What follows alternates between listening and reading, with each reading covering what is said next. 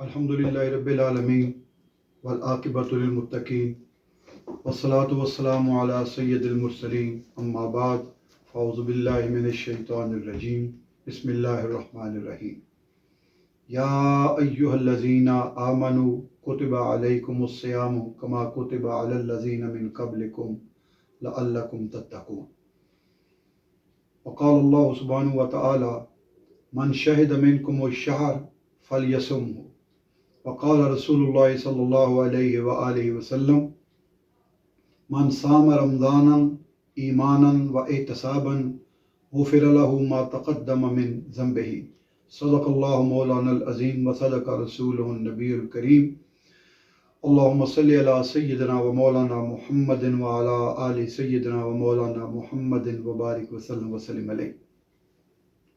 محترم سامعین و ناظرین، راہ راست چینل کے توسط سے میں آپ سے مخاطب ہوں۔ میری آج کی گفتگو کا موضوع ہے روزہ، اس کا تاریخی پس منظر، اس کی فرضیت، اس کی اہمیت اور مقصدیت۔ میں انشاءاللہ تعالیٰ بالاختصار ان تمام نکات پر گفتگو کروں گا، کیونکہ موضوع یہ طویل ہے، اتنا وقت ہمارے پاس نہیں ہوتا کہ ہم تفصیل سے گفتگو کر سکیں ایک نشست میں بیٹھ کر۔ آج کی نشست میں ہم بالاختصار ان نکات پر چیدہ پوائنٹ ٹو پوائنٹ ہم گفتگو کریں گے۔ انشاءاللہ اس کے بعد پھر جو نیکسٹ نشست ہوگی ہماری، اس پر ہم مزید تفصیل سے اس پر بات کریں گے۔ سامعین محترم، اسلام کی بنیاد 5 ستونوں پر استوار ہے، جیسے کہ حضور نبی کریم علیہ السلام نے فرمایا، بخاری شریف کی حدیث ہے کہ بنی الاسلام علی 5، اسلام کی عمارت 5 بنیادوں پر استوار ہے۔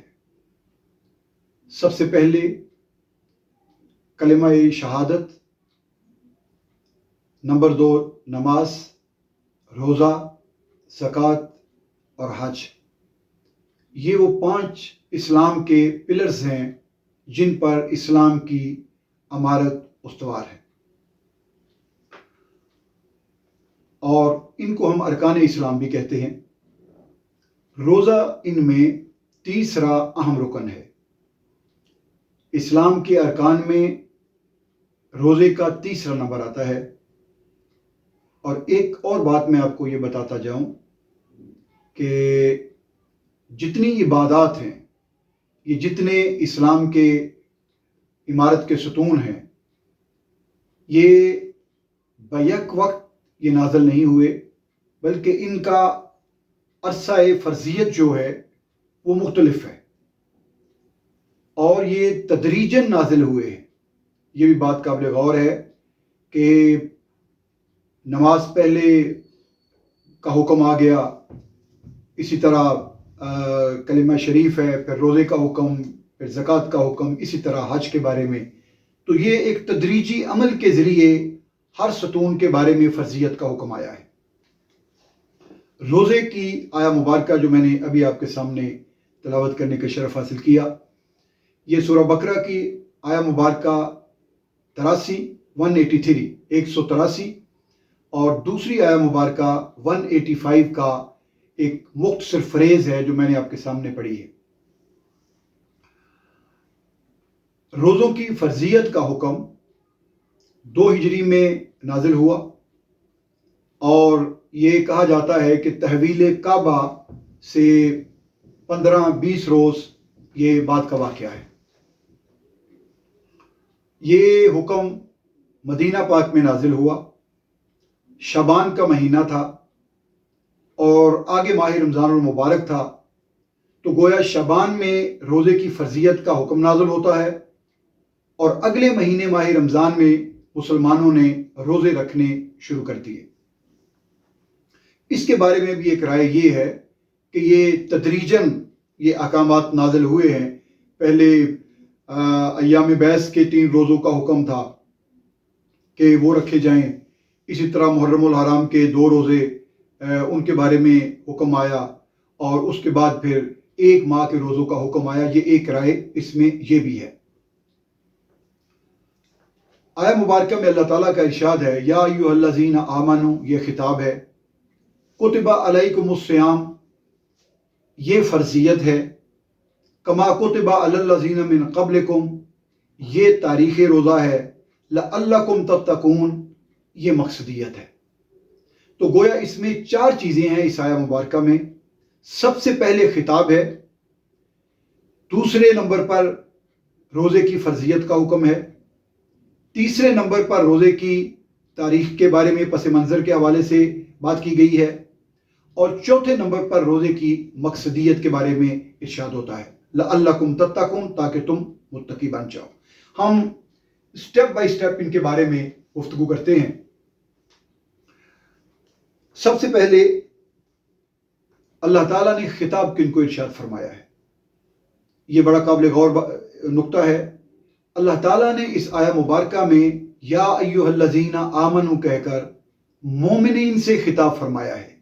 اے مومنو، تم پر روزے فرض کیے گئے، یہ مومنوں کو خطاب ہے. اب یہاں پر ایک بات بڑی قابل غور ہے کہ اللہ تعالیٰ کو حضور نبی کریم علیہ الصلوۃ والسلام کے امتیوں سے بے حد محبت ہے، پیار ہے، اور اللہ کی رحمت اور اس کا احسان ہے. اللہ تعالیٰ حضور کے امتیوں کو بہت عزیز سمجھتا ہے اور عزیز رکھتا ہے، جب تک کہ وہ اس کی حدود کو پامال نہیں کرتے اور اس کی حدود کو آبزرو کرتے ہیں اور اس کی تعظیم اور لحاظ کرتے ہیں. اب خطاب ہے مومنوں کو. ثابت یہ ہوا کہ بات اچھی تھی تو اللہ تعالیٰ نے مومنوں کو خطاب کر کے فرمایا ہے کہ میں نے تم پر فرض کی ہے. اگر بات میں کوئی وقار کا پہلو نہ ہوتا، بات میں کوئی کمزوری کا پہلو ہوتا، کوئی خوف کا پہلو ہوتا، کوئی ڈر کا پہلو ہوتا، کوئی سزا کا پہلو ہوتا، کوئی آزمائش کا پہلو ہوتا، تو اللہ تعالیٰ اس طرح بات ارشاد نہ فرماتا. تو اللہ نے فرمایا اے مومنو، میں نے تم پر روزے فرض کر دیے گئے، اس طرح فرض کیے ہیں کہ جس طرح پہلے لوگوں پر کیے گئے ہیں. تو خطاب بتا رہا ہے کہ اللہ تعالیٰ کا یہ جو ارشاد گرامی ہے مومنوں کو، اس میں سراسر حکمت ہے، یہ نعمت ہے، یہ اللہ کا انعام ہے کہ اس نے جو روزوں کی صورت میں مومنوں کو عطا فرمایا ہے. سامعین محترم، اگلا حصہ ہے، فریز ہے کتب علیکم الصیام، تم پر روزے فرض کیے گئے. یہ کتبہ کا ہم جو ترجمہ کرتے ہیں اردو میں وہ ہے فرض کیے گئے، ورنہ اس کا ترجمہ بنتا ہے کتب علیکم الصیام، تم پر روزے لکھ دیے گئے، فرض کر دیے گئے. یہ فرضیت روزہ کی یہ فریز ہے. کما کتب علی الذین من قبلکم، جس طرح کہ تم سے پہلے لوگوں پر روزے فرض کیے گئے تھے. اس سے ایک بات ہمیں یہ معلوم ہوئی کہ روزہ صرف امت محمدیہ پر نہیں بلکہ پہلی امتوں پر بھی یہ نازل ہوا، اور کوئی دور، کوئی زمانہ ایسا نہیں رہا کہ جس معاشرے میں، انسانوں کے گروہ میں، کسی امت میں روزے کا کوئی کانسیپٹ نہ ہو. اس طرح کا کوئی زمانہ نہیں رہا، بلکہ ہر امت میں، ہر دور میں، ہر زمانے میں روزے کا کانسیپٹ وہ ہمارے کانسیپٹ سے مختلف یا الگ ہوگا لیکن موجود رہا ہے. اسی باب میں جب ہم دیکھتے ہیں کہ شریعت موسوی میں بھی روزہ رہا، شریعت عیسوی میں بھی روزہ کا وجود موجود رہا، اور اسی طرح ہر پیغمبر کی امت میں روزہ کسی نہ کسی صورت میں اس کا تصور موجود رہا ہے. سامعین محترم، روزہ، اس کو اردو میں روزہ کہتے ہیں، عربی میں اس کو صوم کہتے ہیں، اور انگلش میں اس کو فاسٹنگ کہتے ہیں، ہندی میں اس کو برت کہتے ہیں. ساما یسومو، یہ اس کا مادہ ہے، اس سے صوم بنا ہے، جس کو ہم اپنی زبان میں روزہ کہتے ہیں. اس کی تاریخ یہ ہے کہ انگلستان کا مشہور فلسفی ہربرٹ اسپنسر، وہ اپنی تصنیف پرنسپلز آف سوشیالوجی میں لکھتا ہے کہ یہ اس کا پوائنٹ آف ویو ہے روزے کے حوالے سے کہ روزے کی ابتدا کیسے ہوتی ہے. یہ اس پر روشنی ڈال رہا ہے, اپنا پوائنٹ آف ویو پیش کر رہا ہے. وہ کہتا ہے کہ ہوا یوں ہوگا کہ وحشت کے دور میں, وحشت کے دور سے مراد یہ ہے کہ جب کیو ایج تھی, انسان غاروں میں رہتا تھا, جنگلوں میں رہتا تھا, اور وہ بھاگ کر دوڑ کر جانوروں کو پکڑتا تھا اور اپنی خوراک بناتا تھا. اسی طرح وہ اپنا پیٹ بھرتا تھا, اور یہ اس کو وحشت کے دور سے تعبیر کرتا ہے کہ وحشت کا دور ہوگا, اور جب کبھی غذا نہ ملتی ہوگی اس انسان کو تو پھر وہ کسی جگہ پر بیٹھ جاتا ہوگا اور وہ اپنے آپ پر یہ طاری کر لیتا ہوگا, چونکہ غذا تو ویسے نہیں مل رہی. اب اس نے اپنے آپ کو مضبوط کرنے کے لیے اپنے آپ پر ایک کیفیت طاری کر لی کہ چونکہ مجھے غذا مل نہیں رہی تو میرے حصے کی جو غذا ہے وہ مردوں کو جا رہی ہے, اس لیے مجھے نہیں مل رہی. تو اس کانسیپٹ کے تحت, اس فیتھ کے تحت, اس بلیف کے تحت وہ اپنے آپ پر کیفیت طاری کر کے بیٹھ جاتا تھا, اور وہ سمجھتا تھا کہ اپنے تئیں کہ میں روزے سے ہوں. لیکن چونکہ اس کو تو غذا مل نہیں رہی تھی, اس کی تو مجبوری تھی, اس کا تو یہ فعل ایک اضطراری تھا, لیکن وہ اپنے کانسیپٹ میں یہ بات بٹھا لیتا تھا کہ جو غذا مجھے نہیں مل رہی وہ جو دنیا سے چلے گئے, جو مردے ہیں, وہ ان کو مل رہی ہے, اس لیے مجھے نہیں مل رہی. تو ہربرٹ اسپینسر کہتا ہے کہ محسوس یہ ہوتا ہے کہ اس طرح روزے کی ابتدا ہوئی. یہ ایک فلسفی کا اپنا پوائنٹ آف ویو ہے, لیکن اسلام کی جو فلسفی ہے روزے کی وہ قطعاً اس بات کی تائید نہیں کرتی. جو ہربرٹ اسپینسر کا پوائنٹ آف ویو ہے وہ اس کو نگیٹ کرتی ہے. اسلام کا جو روزہ ہے یہ اضطراری فعل کا نام نہیں ہے, بلکہ یہ اختیاری عمل کا نام ہے. اور اگر آپ اس کی تعریف کو دیکھیں تو صوم عربی زبان میں اس کے معنی ہے چپ رہنے کے, خاموش رہنے کے. اس کو ضبط نفس بھی آپ کہہ سکتے ہیں, ثابت قدمی بھی کہہ سکتے ہیں آپ. یہ اس کے معنی ہے صوم کے. اور اگر آپ اس کی اصطلاحی تعریف کو دیکھیں تو اصطلاحی تعریف اس کی یہ بنتی ہے کہ الصوم الامساک عن المفطرات, الامساک عن المفطرات مع النیہ بہ من طلوع الفجر الى غروب الشمس. یہ اس کی اصطلاحی تعریف ہے. اس کا معنی یہ ہے کہ رک جانا, الامساک رک جانا, کس سے؟ عن المفطرات, تین چیزوں سے رک جانا, پینے سے, کھانے سے, ازدواجی تعلقات سے. عن المفطرات, ان تین چیزوں سے رک جانا. مع النیہ بہ, یہ اس کا فریز جو ہے یہ قابل غور ہے. مع النیہ بہ, لیکن یہ جو رک جانا ہے یہ اضطراری کیفیت کے تحت نہ ہو بلکہ نیت کے تحت ہو, ارادے کے تحت ہو, عزم کے تحت ہو. اگر نیت نہیں, ارادہ نہیں روزے کا تو آپ بے شک بھوکے پیاسے رہیں, آپ کا روزہ نہیں ہوگا. تو اس کے لیے نیت شرط ہے. اگر نیت ہوگی تو روزہ ہوگا, نیت کے بغیر آپ بھوکے پیاسے رہیں گے تو آپ کا روزہ نہیں ہوگا. تو اس میں نیت شامل ہے.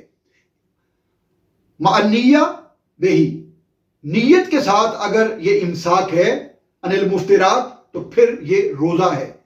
تو معلوم یہ ہوا کہ جو اپنا خیال ہربرٹ اسپینسر پیش کر رہا ہے وہ ڈیفائن کر رہا ہے ایک اضطراری کیفیت کو, ایک اضطراری ماحول کو.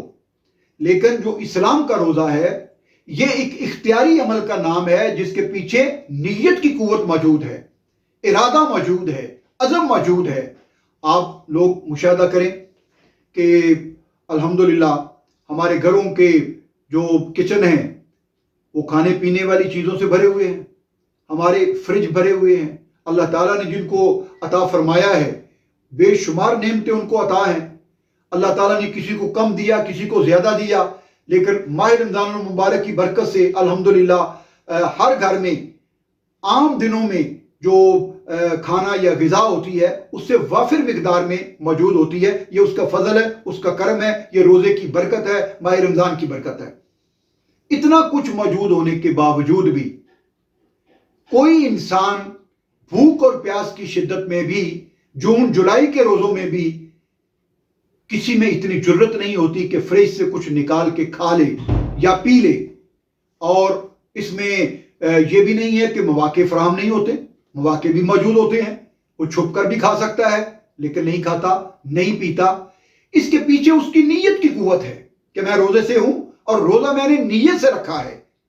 اگر وہ وحشت کے دور کا انسان جس کو غذا نہیں ملتی تھی، اگر اس کی اس کیفیت کے دوران اس کو غذا مل جاتی تو وہ یقیناً جھپٹ کے اس کو اچک لیتا اور کھا لیتا. لیکن مسلمان مومن جب حالت روزہ میں ہوتا ہے، اس کے گھر کا کچن بھرا ہوئی ہوا ہو، اس کے فریج بھی بھری ہوئی ہو، ڈیپ فریزر بھی بھرا ہوا ہو، لیکن مجال ہے کہ کسی چیز کی طرف دیکھے یا بھوک پیاس کا اظہار کرے یا وہ اپنے ہونٹوں پر زبان پھیرے یا اپنے روزے کے بارے میں ذوف کا کسی سے اظہار کرے. یہ تمام چیزیں مکروہات روزہ میں شامل ہیں. سامعین محترم، اسلام کا روزہ اختیاری عمل کا نام ہے. اللہ کے احکامات کی بجاوری اور حضور نبی کریم علیہ الصلوۃ والسلام کی سنت کی پیروی کا نام روزہ ہے. آپ کے فرمان علی شان کو تسلیم کرنے کا نام روزہ ہے. آپ کی بات کو ماننے کا نام عبادت اور روزہ ہے. یہ ہے اسلام کا روزہ. لہذا جو پہلی قوموں پر روزے آئے اس کی مختلف کیفیات ہیں. ہندی میں برت کہتے ہیں، حتیٰ کہ یونان کے لوگ بھی روزے سے واقف تھے. ان کے ہاں بھی اس طرح کا تصور موجود تھا. اور حضرت موسیٰ علیہ السلام کو جو شریعت عطا فرمائی گئی اور حضرت عیسیٰ علیہ السلام کو جو شریعت عطا فرمائی گئی، اس میں بھی روزے کا تصور موجود تھا. سامعین محترم، اب آپ آتے ہیں اس کی مقصدیت کی طرف. لعلکم تتقون، روزہ کس لیے فرض ہوا؟ تاکہ تم متقی بن جاؤ. معزز ناظرین، اگرچہ کسی بھی عبادت کا جو دنیاوی مقصد ہے وہ بھی بیان ہوا ہے اور وہ انسان کے بھلے کے لیے بیان ہوا ہے، لیکن اللہ کی عبادت بغیر کسی مقصد کے، بغیر کسی دنیاوی غرض و غایت کے، بغیر انسان کی کوئی خواہشات پوری ہونے کے، اللہ کی عبادت صرف اس تصور سے کی جائے، اس سوچ سے کی جائے، اس فکر سے کی جائے کہ میں بندہ ہو کر حق کے بندگی ادا کر رہا ہوں، اس لیے میں اپنے اللہ کی عبادت کر رہا ہوں. جس طرح کہ مولا علی شیر خدا رضی اللہ تعالیٰ عنہ کا کیا خوبصورت فرمان ہے. آپ نے فرمایا کہ میں اللہ تعالیٰ کی عبادت صرف اس لیے کرتا ہوں کہ اس کائنات میں عبادت کے لائق اور مستحق ذات صرف اللہ کی ہے، میں اس لیے اس کی عبادت کرتا ہوں. اور مولا علی شیر خدا رضی اللہ تعالیٰ عنہ نے یہ بات اس کانٹیکسٹ میں فرمائی کہ وہ لوگ جو عبادت کرتے ہیں جنت کے لالچ میں، جو عبادت کرتے ہیں نیکیوں کے حصول کے لیے، ان کی عبادت تاجرانہ ہے. اور جو لوگ عبادت کرتے ہیں اللہ کی جہنم کے خوف سے، ان کی عبادت غلامانہ ہے. میں تو صرف اس کی عبادت اس لیے کرتا ہوں، اس لیے کہ اس کائنات میں عبادت کے لائق صرف اس کی ذات ہے. یہ ہے حق کے بندگی، یہ ہے تصور بندگی اور یہ ہے تصور عبادت. ہم اس کی عبادت صرف اس لیے کرتے ہیں کہ ہمیں حق کے بندگی بھی ادا کرنا ہے اور اس کائنات میں عبادت کے لائق مستحق صرف اللہ کی ذات ہے. اس کے علاوہ لائق عبادت کوئی اور معبود اس پوری کائنات میں اور کوئی نہیں ہے. یہ اس کی مقصدیت لعلکم تتقون، تاکہ تم متقی بن جاؤ. معزز ناظرین، متقی بھی اسی لیے بنا جاتا ہے تاکہ اللہ تعالیٰ کے پسندیدہ بندوں میں ہمارا شمار ہو جائے. تقوی اس لیے اختیار کیا جاتا ہے تاکہ اللہ تعالیٰ کا ہم پر انعام ہو جائے اور اللہ کے جو انعام یافتہ بندے ہیں ہمارا ان میں شمار ہو جائے. اللہ جن کو پسند فرماتا ہے ان میں ہمارا، اس دفتر میں ہمارا نام شامل ہو جائے. متقی وہ ہوتا ہے جو پرہیزگار ہوتا ہے۔ پرہیزگار کس کو کہتے ہیں؟ جو اللہ تعالیٰ کی حدود اور اس کی جو حدود و قیود ہیں ان کو پامال نہ کرے اور ان کی عزت و تکریم اور احترام کو ملحوظ خاطر رکھے، اس کو ہم متقی کہتے ہیں، وہ پرہیزگار ہوتا ہے۔ معزز سامعین و ناظرین، روزہ اللہ اور بندے کے درمیان ایک راز کا معاملہ ہے۔ کوئی شخص نہیں جانتا کہ کس نے روزہ رکھا ہوا ہے، کس نے نہیں رکھا ہوا۔ یہ راز صرف بندے اور اللہ کے درمیان ہے۔ اسی وجہ کوئی اور عبادت، آدمی نماز پڑھے گا دنیا دیکھے گی، آدمی زکوٰۃ دے گا کم از کم ایک لینے والا ہوگا، ایک ہاتھ کو معلوم ہوگا کہ اس نے زکوٰۃ دی ہے۔ حج ایک اجتماع جمع غفیر ہے انسانیت کا، لوگوں کو پتہ چلے گا۔